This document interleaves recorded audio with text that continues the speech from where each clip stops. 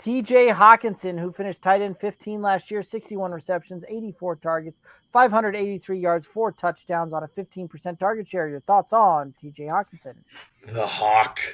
TJ Hawkinson, due to some injuries on the Lions' offensive line, was stuck in blocking mode because yes, um, he is a great pass catcher. We saw that the first 3 weeks of the season, right? He kind of came off on this tear, and everyone thought, "Holy cow, this is the breakout season we've been waiting for from Hawkinson." And I know all three of us on this show were super high on him entering last season.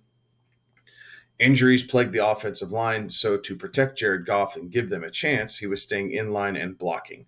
I think that probably led to some of the short yardage throws that we've been talking about. I think it led to probably a couple extra targets for DeAndre Swift because Hawkinson wasn't going out there.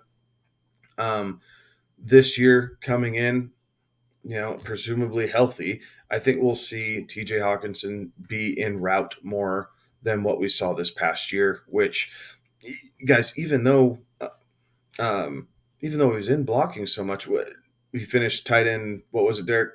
Tight end 15. 15. And He that was jumps. even with missing weeks 14 through 18. He missed 5 weeks, 6 weeks throughout the season with injury. Yeah. So he's still a top 10 tight end.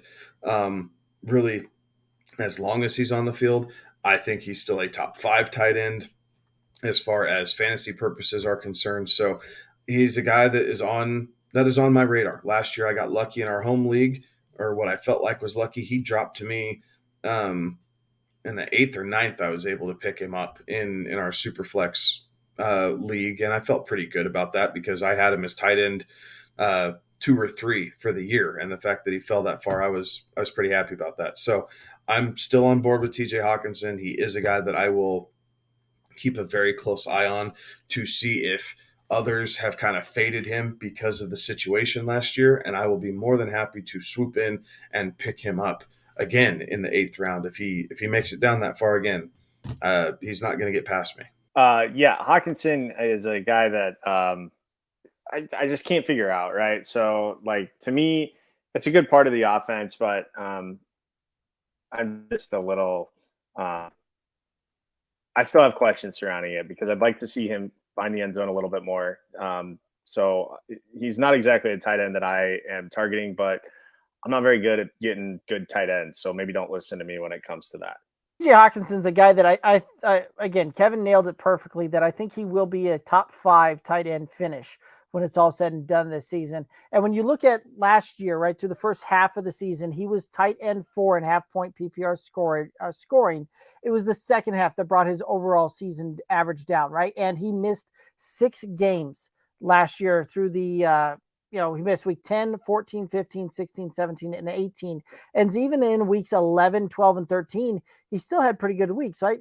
Week 15, not great, tight end 15, but week 12, he was tight end 8, and week 13, he was tight end 4. So he was pretty good throughout on that one. He had a couple of stinkers here and there, but that's pretty common when you're talking about the tight end room here. And when you're talking about a tight end that's going to go out and get 80 plus targets, which I don't think that it's going to be any stretch of the imagination to say that TJ Hawkinson gets 80 to 90 targets on the minimum there. It would be right. Like I absolutely see him having a very, very great option out there. So yeah, I absolutely am in on that one.